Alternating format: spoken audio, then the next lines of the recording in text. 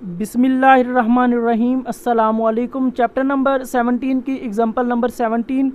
492 candidates for scientific post gave particulars of their university degrees and their hobbies. The degrees were in either maths, chemistry or physics, and the hobbies could be classified roughly as music, craft works, reading or drama.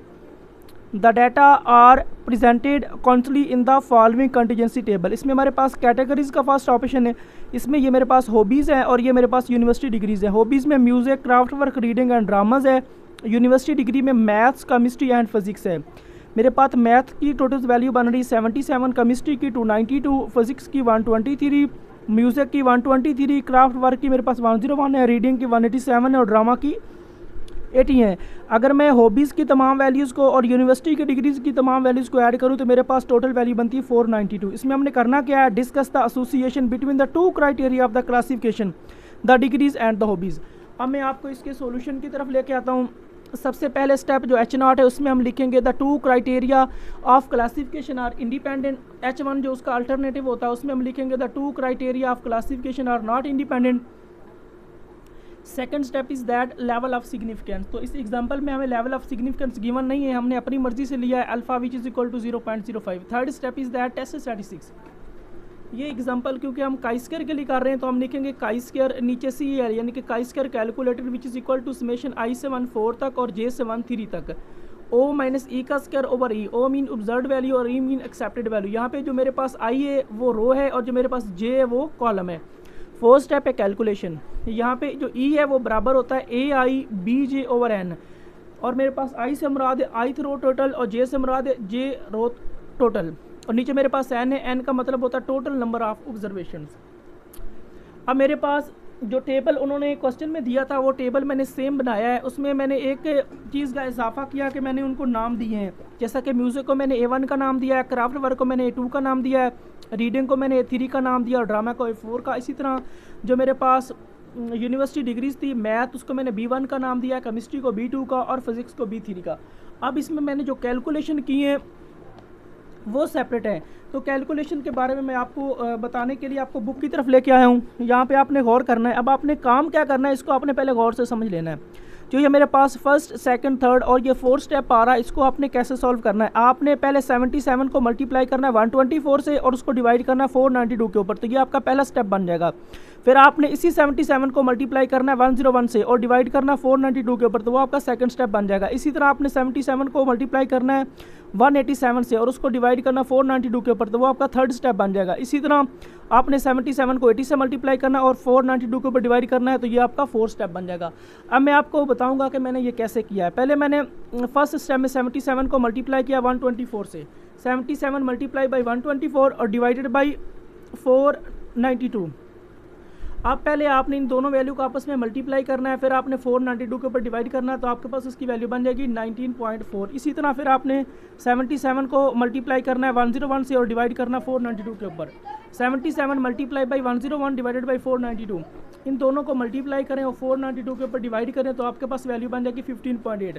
इसी तरह third step में फिर आपने 77 को लेना है और आपने मल्टीप्लाई करना है 187 से और डिवाइड करना है 492 के ऊपर। 77 मल्टीप्लाई बाई 187 डिवाइडेड बाई 492। तो आपके पास इनको मल्टीप्लाई कीजिएगा और 492 के ऊपर डिवाइड कीजिएगा तो वैल्यू आएगी 29.3। फिर आपके पास फोर्थ स्टेप है। फिर आपने इसी 77 को लेना है और इधर से जो आपके पास 4 वैल्यू बन रही है उसको लेना है। 77 मल्टीप्लाई बाई 80 डिवाइडेड बाई 492 जो ये मैंने लिख दिया। इन दोनों को आपने कैलकुलेटर से मल्टीप्लाई करना है और 492 के ऊपर डिवाइड करना है तो आपके पास नेक्स्ट वैल्यू बन जाएगी 12.5। इसी तरह आपने सेकंड स्टेप में करना है। पहले 77 की बारी थी इस स्टेप को कंप्लीट करने में, अब मेरे पास 292 की बारी है तो मैंने बारी बारी इस वैल्यू से मल्टीप्लाई करना जिस तरह मैंने 77 को किया था। अब फर्स्ट स्टेप लेने के लिए मैंने 292 को 124 से मल्टीप्लाई किया और डिवाइड किया 492 के ऊपर। 292 मल्टीप्लाई 124 डिवाइडेड बाई 492। इन दोनों को मल्टीप्लाई करें 492 के ऊपर डिवाइड करें तो आपके पास वैल्यू बनेगी 73.6। इसी तरह आपने फिर दोबारा 492 को लेना है और मल्टीप्लाई करना है सेकंड वैल्यू से 101 से तो डिवाइडेड बाई 492। इन दोनों को मल्टीप्लाई करें 492 के ऊपर डिवाइड करें तो नेक्स्ट वैल्यू बनेगी 59.9। इसी तरह जब आपने थर्ड स्टेप करना है तो आपने थर्ड वैल्यू को लेना है 121 और इधर से अभी थर्ड वैल्यू में 292 लेना है उसको मल्टीप्लाई करना है 187 से और डिवाइड आपने करना है 492 के ऊपर। 292 मल्टीप्लाई बाई 187 डिवाइडेड बाय 492, इन दोनों को मल्टीप्लाई करें, 492 के ऊपर डिवाइड करें तो आपके पास वैल्यू आएगी 111। लास्ट स्टेप था उसमें भी आपने 292 को लेना है, जो इस स्टेप का है उसको मल्टीप्लाई करना है इधर 4 वैल्यू से, जो मेरे पास 18 है, और डिवाइड करना है 492 के ऊपर। 292 मल्टीप्लाई बाई 18 डिवाइडेड बाई 492, इन दोनों को मल्टीप्लाई करें और 492 के ऊपर डिवाइड करें तो नेक्स्ट वैल्यू बनेगी 47.5। अब मेरे पास थर्ड स्टेप की बारी है। थर्ड स्टेप में हमने वही तरीका इस्तेमाल करना है, हम 123 को स्टेप बाय स्टेप इनसे मल्टीप्लाई करेंगे और 492 के ऊपर डिवाइड करें। पहले मैं 123 को फर्स्ट स्टेप से मल्टीप्लाई कर रहा हूँ, 123 multiply by 124 divided by 492, 123 multiply 124 divided by 492, इन दोनों को मल्टीप्लाई करें और 492 के ऊपर डिवाइड करें तो वैल्यू बन जाएगी 31। अब सेकंड स्टेप में भी आपने वही काम करना है, आपने 123 को लेना है और इधर से सेकंड वैल्यू लेनी 101, इनको मल्टीप्लाई करें और 492 के ऊपर डिवाइड कर दें। 123 मल्टीप्लाई बाई 101 डिवाइडेड बाई 492, इन दोनों को कैलकुलेटर से मल्टीप्लाई करें और 492 के ऊपर डिवाइड करें तो नेक्स्ट वैल्यू बनेगी 25.3। इसी तरह थर्ड स्टेप में आपने फिर 123 को लेना है और उसको मल्टीप्लाई थर्ड वैल्यू से करना 187 से और डिवाइड करना है 492 के ऊपर। 123 multiply by 187 divided by 492, next value बन रही 46.7। अब मेरे पास लास्ट वैल्यू है तो आपने 123 को लेना और इधर से लास्ट वैल्यू को लेना 80 को, इन दोनों को मल्टीप्लाई किया और 492 के ऊपर डिवाइड किया।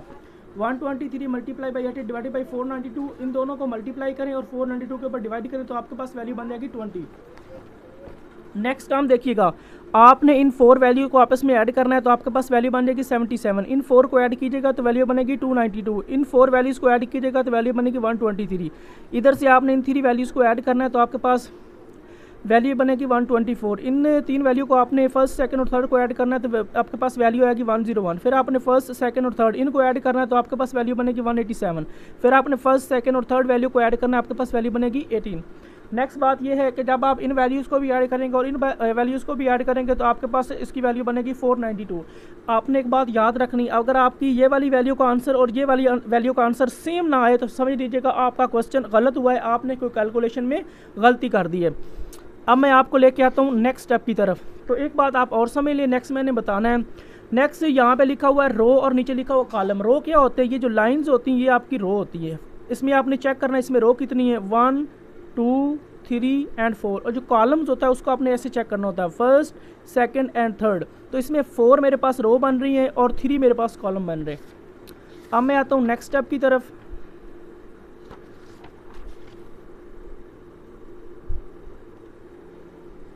उसमें मैंने लिखा है now we calculate chi square statistics as below.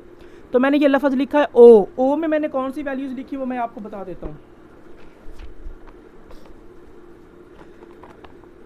ये जो मेरे पास वैल्यूज़ थी आपको नज़र आ रही, मैथ की, केमिस्ट्री की और फिजिक्स की, ये मेरा ओ है, यानी कि 24 11 32 10। उसके बाद आपने लिखना है 83, फिर 62, फिर 121, फिर 26, फिर आपने लिखना है 17 28 34 और 42।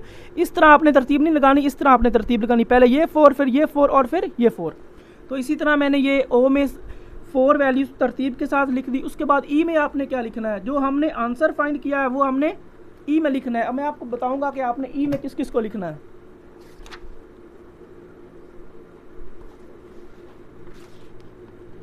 ये देखिएगा, जो आपके पास फर्स्ट आंसर आया इसको आपने ऐसे तरतीब के साथ ई में लिखना है। फर्स्ट आप ये 4 वैल्यूज़ लिखिएगा ई में, फिर आप ये 4 वैल्यू लिखिएगा ई में, फिर आपने ये 4 वैल्यूज़ ई में लिखनी है। तो ये मैंने तरतीब के साथ इसकी वैल्यूज़ को लिख दिया है।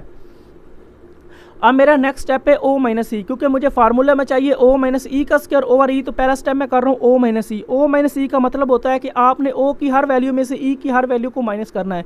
ओ की मेरे पास फर्स्ट वैल्यू है 24 और मेरे पास ई की वैल्यू है 19.4। तो मैंने इसमें से इसमें को माइनस किया तो मेरे पास नेक्स्ट वैल्यू बन गई 4.6। इसी तरह मैंने 11 में से इसको माइनस किया तो मेरे पास नेक्स्ट वैल्यू बन गई -4.8।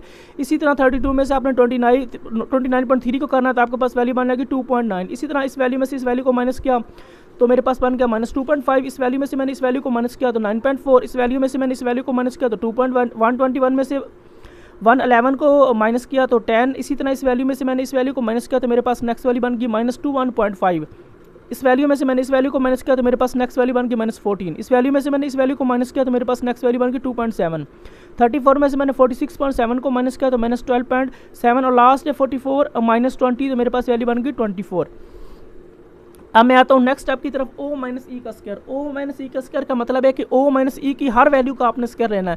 पहले फर्स्ट वैल्यू का स्क्वायर 4.6 का स्क्वायर तो वो बनता है 21.16। इसी तरह माइनस 4.8 का स्क्वायर 23.04, 2.7 का स्क्वायर 7.29, माइनस 2.5 का स्क्वायर 6.25, 9.4 का स्क्वायर 88.36, 2.1 का स्क्वायर 4.41। ये मेरे पास ओ की वैल्यू थी, सॉरी ओ माइनस सी की वैल्यू थी 10, तो 10 का स्क्वायर 100, माइनस 1.5 का स्क्वायर वो बन रहा है 462.25। इसी तरह माइनस 14 का स्क्वायर 196, 2.7 का स्क्वायर मेरे पास बन रहा है 7.29, माइनस 12.5 का स्क्वायर बन रहा है 161.29, 24 का स्क्वायर बन रहा है 576। तो मैं दोबारा रिपीट कर रहा हूँ, ओ माइनस ई का स्क्वायर का मतलब होता है कि ओ माइनस ई की आपने हर वैल्यू का स्क्वायर लेना है। नेक्स्ट मेरे पास कॉलम है ओ माइनस ई का स्क्वायर ओवर ई, इसको आपने गौर से समझना है। पहला कॉलम है ओ माइनस ई का स्क्वायर, तो मेरे पास ओ माइनस ई के स्क्वायर की वैल्यू क्या है 21.16 यानी 21.16। नीचे मेरे पास ई है, तो ई का मतलब है कि आपने इसको ई के ऊपर डिवाइड करना, तो ई की मेरे पास वैल्यू क्या है 19.4, तो मैंने उसकी वैल्यू लिख दी 19.4। तो मैंने इस वैल्यू को इस वैल्यू के ऊपर डिवाइड किया तो मेरे पास नेक्स्ट वैल्यू बन गई 1.09। तो नेक्स्ट मैंने इसको डिवाइड नहीं किया, डायरेक्ट मैंने वैल्यू लिखी, लेकिन मैं आपको तरीका बता देता हूँ मैं किस तरह डिवाइड करूँगा।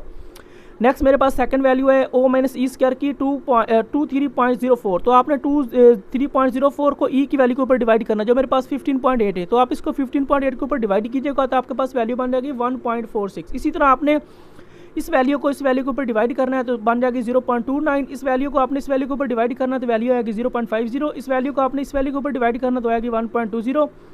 इस वैल्यू को मैंने इस वैल्यू के ऊपर डिवाइड किया तो मेरे पास वैल्यू है 0.07। तो इस वैल्यू को मैंने इस वैल्यू के ऊपर डिवाइड किया तो मेरे पास वैल्यू है 0.90। इसी तरह मैंने बारी बारी इन वैल्यूज़ को डिवाइड करता गया और उसके सामने उनकी वैल्यूज़ लिखता गया। अब आपने क्या करना है, आपने इन तमाम वैल्यूज़ को ऐड करना है, तो आपके पास काई स्क्वायर कैलकुलेटर की वैल्यू बन जाएगी 54.06। नेक्स्ट मेरे पास 5 स्टेप है क्रिटिकल रीजन, तो इसमें क्रिटिकल रीजन हमारी बन रही काई स्क्वायर कैलकुलेटर ग्रेटर और इक्वल है काई स्क्वायर, ये मैंने साथ लिखा alpha r-1 and to c-1। अब अल्फा से मुराद है आपके लेवल ऑफ सिग्निफिकेंस की वैल्यू, आर से मुराद है रो और सी से मुराद है कॉलम, यानी आपने रो में से 1 को माइनस करना है और कॉलम में से 1 को माइनस करना है। नेक्स्ट स्टेप देखिएगा, मैंने लिखा है काई स्क्वायर, नीचे लिखा है कैलकुलेटेड ग्रेटर और इक्वल का sign chi square alpha, alpha की जगह उसकी वैल्यू जो मेरे पास है 0.05, साथ में r-1 और c-1, यहाँ पे मैंने इसको फाइंड किया है। r-1 बराबर है, r की मेरे पास वैल्यू 4 है, मैंने आपको बताया था कि रो 4 बन रही, साथ में -1 तो r की मेरे पास वैल्यू बन गई 3। नेक्स्ट है c-1, सी से मुराद होता है कॉलम, कॉलम मेरे पास 3 है, साथ में -1, 3 में से 1 बाकी 2, तो मेरे पास रो की वैल्यू 3 है और सी मीन कॉलम की वैल्यू 2 है। इसको मैंने यहाँ पे, क्योंकि यहाँ पे था r-1 और c-1, तो उसको मैंने यहाँ पे फाइंड किया है r-1 c-1। r-1 की मेरे पास वैल्यू कितनी आई है 3, c-1 की मेरे पास वैल्यू कितनी आई 2, 3 multiply by 2 which is equal to 6। तो यहाँ पे मैं r-1 और c-1 की वैल्यू पुट कर रहा हूँ 6। काई स्क्वायर कैलकुलेटेड उसकी मेरे पास वैल्यू आई है 54.06। आगे मेरे पास है 0.05, तो मैंने काई स्क्वायर डिस्ट्रीब्यूशन के टेबल में जाना है और 0.05 को 6 के टेबल में मैंने चेक करना है। मैं आपको बुक की तरफ लेके आता हूँ और आपको चेक करके दूंगा किसमें हमारे पास काई स्क्वायर की कौन सी वैल्यू बन रही है। 0.05 को 6 के टेबल में हमने चेक करना है। ये मेरे पास है 0.05 और ये मेरे पास है 6, उसमें इसकी वैल्यू बन रही है, आपको नज़र आ रही होगी 12.59 यानी 12.59, तो मैंने उसकी वैल्यू लिख दी है 12.59। नेक्स्ट स्टेप जो स्टेप नंबर 6 होता है वो इस स्टेप के ऊपर डिपेंड करता है। अगर आपके पास काई स्क्वायर कैलकुलेटर की वैल्यू बड़ी आ रही है और साथ वाले की वैल्यू छोटी आ रही है तो उसका मतलब होता है वी रिजेक्ट एच नॉट। लेकिन अगर काई स्क्वायर कैलकुलेटर की वैल्यू छोटी आ रही हो और साथ वाले की वैल्यू बड़ी आ रही है तो उसका मतलब होता है वी एक्सेप्ट एच नॉट। अब हमारी काई स्क्वायर कैलकुलेटर की वैल्यू बड़ी आ रही है और साथ वाली जो वैल्यू आ रही है वो छोटी आ रही है, तो इसका मतलब है we reject H not. So we reject H not, हम एच नॉट को रिजेक्ट करते हैं। मैंने उसकी रीज़न भी बताई है, because the value of chi square calculator, मेरे पास जो काई स्क्वायर कैलकुलेटर की वैल्यू आई है इज़ ग्रेटर देन, वो बड़ी आई है किससे, काई square alpha into r-1 c-1। वो काई स्क्वायर अल्फा r-1 c-1 की इस वैल्यू से मेरी वाली जो काई स्क्वायर कैलकुलेटर की वैल्यू बड़ी आई है, इस वजह से हम इसको रिजेक्ट करते हैं।